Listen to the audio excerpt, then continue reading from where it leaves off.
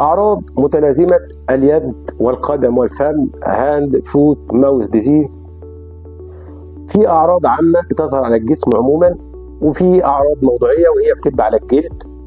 الأعراض العامة زي سخونية، تكسير في الجسم، وجع في العظم، صداع، أريافة عامة، دي علامات اللي هي العدوى الفيروسية عموما. أهم الأعراض بثور أو قرح مؤلمة في فم الطفل، عادة في سقف الحلق أو اللسان أو على اللوز كده، مصحوبة بنزول لعاب كتير، فتيجي مامة الطفل تقول لك العيل بيريل.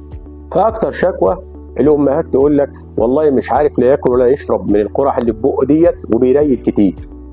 فقدان الشهية من ناحيتين، من ناحية إن هو عدوى فيروسية فبتعمل أريافة عموما وفقدان شهية، وبالإضافة لأن إحنا عندنا قرح مؤلمة في بقنا.